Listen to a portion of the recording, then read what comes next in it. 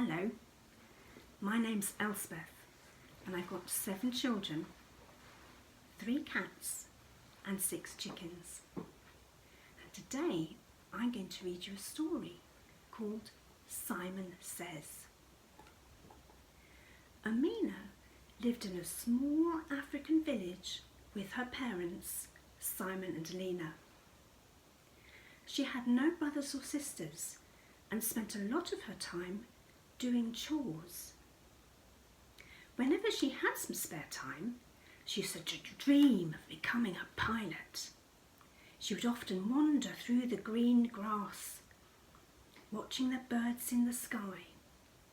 How graceful and easy they make it look, she would think to herself, longing to be up there with them. Then she would stretch her arms out and run through the grass and around the trees, making engine noises,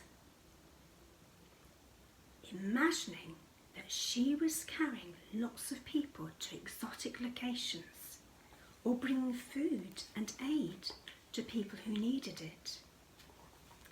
Lost in her imaginary world, she heard her mother's voice calling to her. "Amina, come inside for dinner." Sulkily, she kicked the grass around her. "Always telling me what to do, always spoiling my games," she muttered as she walked slowly back to the house. "Amina, fetch the water to wash the pots," said her dad after they finished their meal. So Amina fetched the water. "Amina, it's time to clean your teeth," reminded her mum after she had washed the pots. So Amina cleaned her teeth. "Amina, get yourself ready for bed now," said Dad as he helped Mum tidy things away. Amina got into her night clothes angrily and lay on her mattress. When Simon and Lena came in to say good night, Amina faced the wall and would not speak. They gave each other a puzzled look and sat on the edge of her mattress. Lena stroked the back of her hair and asked what was wrong. Amina turned and looked at them with a tear-stained face. "Amina, do this. Amina, do that. All you ever do is give me orders and tell me what to do. Sometimes I want to do my own thing, but you two tell me I have to do something else. Even when I go to school, they tell me to line up, be quiet, get my pencil out, listen to the teacher." Amina cried bitterly with her hands over her face.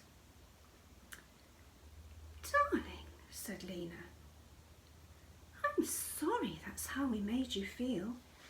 And I know it can be frustrating, but we all have to learn to follow instructions. Even your dad and I have to follow instructions."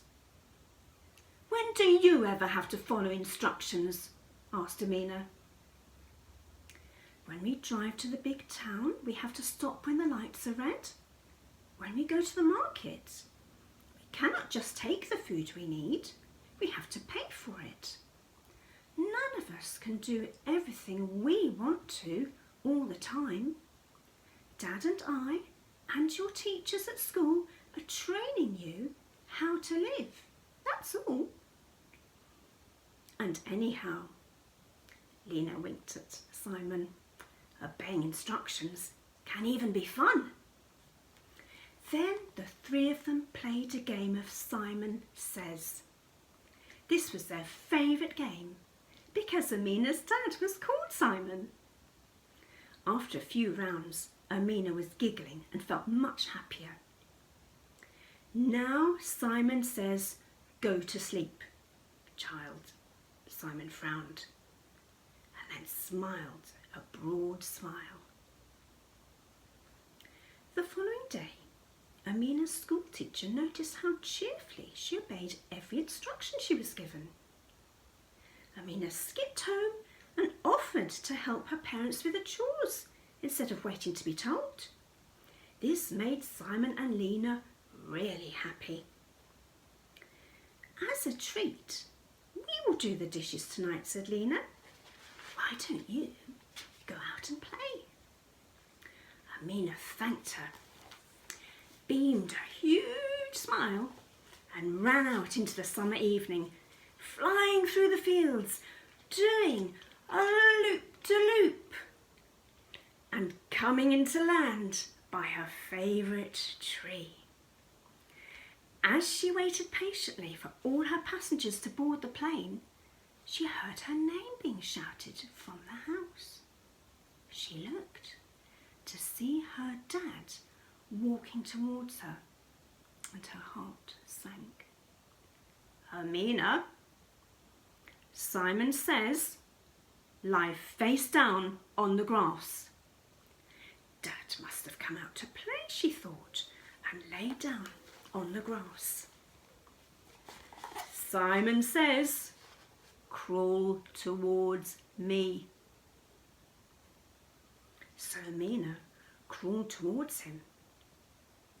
He was still walking out to her, but he didn't look happy, and his voice was stern.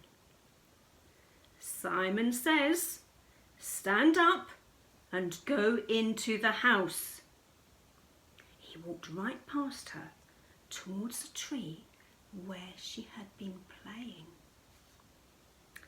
Amina did as she was told, and when she got back to the house, she turned to see that her dad was carrying a net and a stick. In the branch of the tree, right where she had been standing, was a huge snake whose head was lowered so far down it could only have been centimetres away from her while she was playing. I'm glad that Mum and Dad taught me about obeying instructions, thought Amina. And when she was grown up, each time the control tower gave her the order to move to the runway and prepare for takeoff, she thought back to that day and remembered the important lesson she learned. And here's a question for all of us. Why is it important to follow instructions? Thank you so much for listening. I really enjoyed reading to you, and I hope we can do it again. Have a wonderful rest of the day.